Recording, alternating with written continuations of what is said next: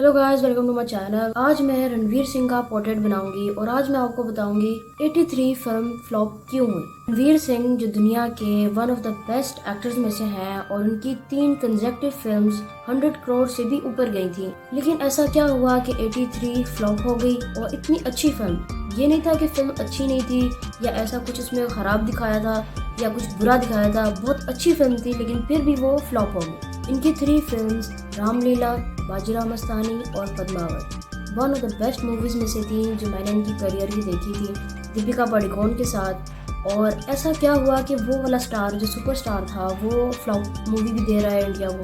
तो इसका सबसे बड़ा रीज़न जो है वो है कि आप अपने से बड़े बंदे को टक्कर मत दो। अगर आप छोटे हो ना साइज में तो आपको चाहिए कि अपने बराबर के ही लोगों में ही आप खेलो। अगर आप अपने बड़े से टक्कर दोगे तो आप गिरोगे, आप मार खाओगे। और यही चीज़ 83 फिल्म ने फेस किया। दरअसल उस टाइम जब ये 83 फिल्म आने वाली थी, स्पाइडरमैन नो वे होम ऑलरेडी आ रही थी और ये सबको पता था कि स्पाइडरमैन जो है वो मतलब एक ब्रांड है जो कैश करते हैं और उसमें कोई इतनी अच्छी चीज़ भी ना हो लेकिन लोग फिर भी देखने आते हैं। और यही वजह बनी 83 की फ्लॉप होने की, क्योंकि 83 फिल्म भी उसी टाइम ही रिलीज हो रही थी, जिसकी वजह से जो है सारा ट्रैफिक, सारी जो आवाम थी वो स्पाइडरमैन नो वे होम के पीछे चली गई। पर इस वजह से जो है लोग उनके पास मूवी देखने नहीं आए। जाहिर है एक बंदा जो है वो एक ही फिल्म की टिकट के पैसे दे सकता है ना, इतने ज़्यादा मूवीज़ के पैसे तो नहीं दे सकता। तो लोगों ने ज़्यादा प्रेफर स्पाइडरमैन को किया और 83 को नहीं किया। जबकि इन दोनों का कंपैरिजन किया जाए तो मैं समझती हूँ कि 83 ज़्यादा अच्छी फिल्म है।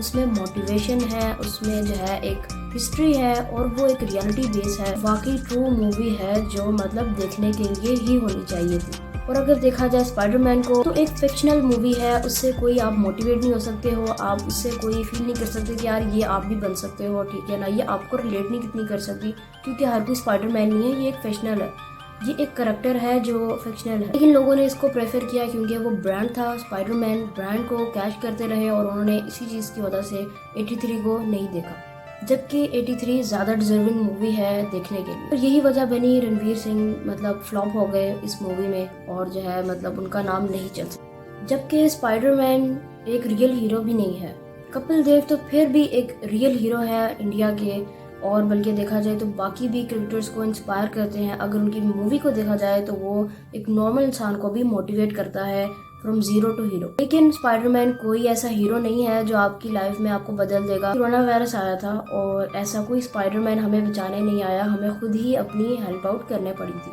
लेकिन लोगों ने इसको प्रेफर नहीं किया कि भाई 83 देखी जाए, जबकि उन्होंने प्रेफर किया स्पाइडरमैन को देखना। जबकि ये लोगों की लाइक्स एंड डिसलाइक्स हैं, लेकिन जो इससे मेन सबक मिलता है ना, अपने ही लेवल पर ही फाइट करनी चाहिए। आपको अपने से बड़े बंदे पर फाइट नहीं करनी चाहिए। अगर आप करोगे तो इसी तरह ही आप हार जाओगे या फिर आपको मजबूरन ही हारना पड़ेगा। मुझे लगता है कि 83 को बाद में रिलीज़ होना चाहिए था। अगर ये बाद में रिलीज़ होती तो शायद ये बहुत ज़्यादा हिट जाती मेरे लिहाज से।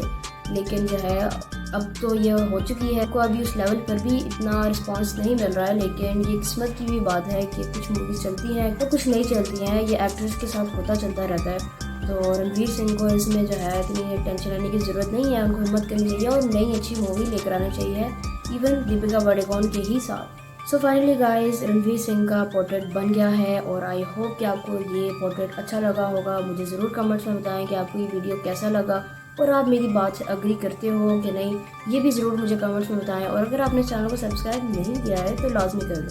Thank you for watching.